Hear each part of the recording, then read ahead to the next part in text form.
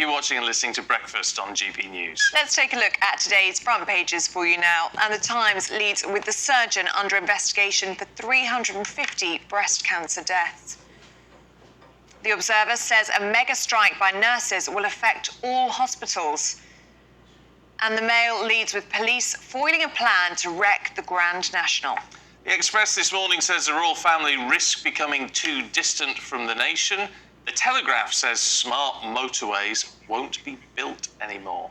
Let's go through some of those then with the editor of Spike, Tom Slater, and the writer and commentator, Candice Holdsworth. Good to see you both. Good to see you both. Tom, let's kick off with the Observer, shouldn't we, in this mega strike? Yes, so this is news after the Royal College of Nurses balloted and their members rejected the pay offer which was on the table from the government, 5% pay rise, about 6% kind of one-off payment as well. There's now the prospect that there will be this mega strike, which essentially means that rather than holding votes in individual trusts, there would be one that was across the board, and as a consequence of this could lead to the industrial action being almost twice as big as it was as we saw at the end of last year. This is something which, again, is continuing to kind of become a huge problem for the government. If anything, at one point the government were kind of holding up the nurses' strike as one they had handled well, because it seemed like the offer was originally quite well received, at least by the leadership, but the members have rejected it. And it just shows that this particular issue really isn't going away, and that the pay offers, which are far below the real terms pay cuts that the nurses or anyone else have actually experienced over the course of the past 10, 15 years, are just not seen as good enough by those nurses, by those. I think there's going to be a great concern, isn't there, about what these next strikes could mean, especially in terms of the nurses. I mean, on the 1st of May, because there's a marked escalation, isn't there? And the nurses are talking already about coming out of A&E units and critical care units. It's not something we've seen before. Units. And cancer units, exactly. And now we're talking about affecting all hospitals across the UK. It's a massive concern, isn't it, Candice? It is, and I think, more and more voices are raising concerns about patient safety. I think the nurses, the head of the Royal College of Nursing has been criticised for the handling of the negotiations. Some people, I think, did feel that maybe they went in too high and set unrealistically high expectations. So when the government came in with this offer, there was no way the members were going to be satisfied with that. It was just so far below what they wanted. Well, except the Unison members have been. They have been. That's so interesting. Yeah, so, I mean, that's going to create a bit of disunity, I think, and that's why also they may have to escalate their strike action to put pressure on the government.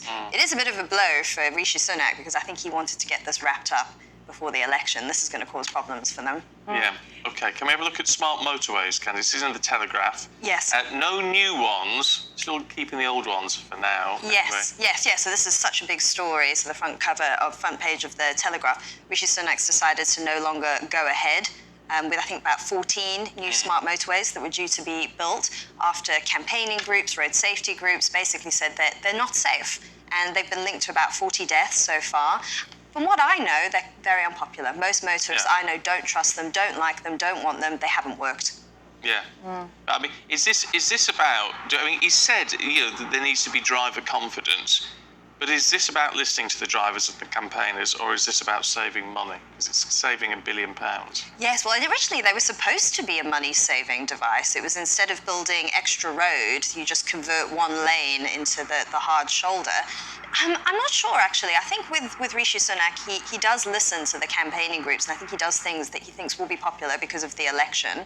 I think it's the right decision. One of the mothers of a little boy who'd actually died in an accident on one of these smart motorways said she personally spoke to him and she felt like he listened and took what she said on board. So maybe that is part of it, just concern for people getting hurt on the roads. What do you reckon, Tom, about scrapping the ones we've got altogether? Because actually, I mean, I know it's a waste of money because the money's been spent, but in terms of scrapping them, that's not actually hard to do, because you just turn off the sign.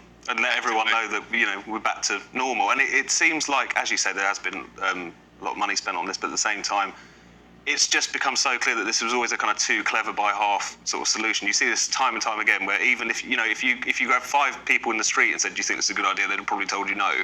Yeah. But again, the people who make these decisions think this is genius, it will save us money, it will be really dynamic and easy to use. But of course, the issues were always there. And I think whenever you do a topic on it in GB News, whenever you see a topic on the radio, the strength of response to it tells you everything, I think, about how bad an idea this was. Okay, Tom, let's stay with you, shall we, in the Mirror. And this is Coronation invites NHS workers. Yes, so this is the news about 4,000 medics as well as members of the armed forces are going to be given a kind of front row seat to the coronation. It's something which King Charles has been talking about previously, about wanting to involve particularly the NHS in the course of his big day there. But there's also naturally, given the strike action we've already been talking about, there's been a bit of a backlash as to say this is a bit bread and circuses. This is a bit you want to celebrate us as the heroes of the COVID pandemic, whilst at the same time the government is not necessarily coughing up for the pay offer. So it's one of those things which, whilst I'm sure many of the people involved are very happy with it, it's still the sort of thing that this is become political. People aren't going to like this. Forgive me, but is this a bit gesture politics from the palace in a sense? Because people have a right to strike, and a lot of people may support these strikes, but it is also inevitably it is costing some lives or having damaging effect on people's ongoing lives and all the rest of it, and yet we're then celebrating them.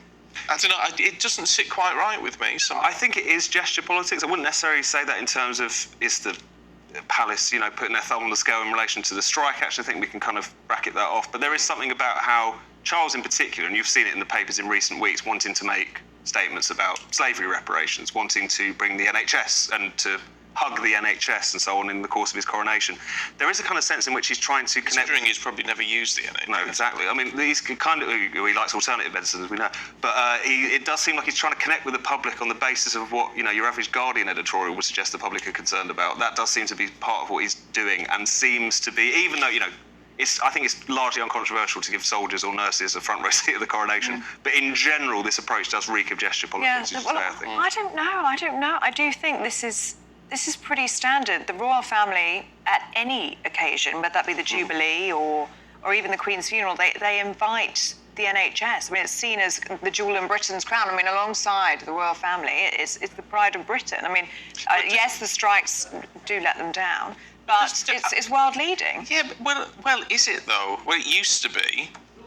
I wonder if, because everyone's talking... It's a great British institution, isn't it? Well, it is. Everyone's talking about reform, even the Labour Party. I mean, the Labour Party, actually, more than anybody else, is talking about reforming the NHS at the moment.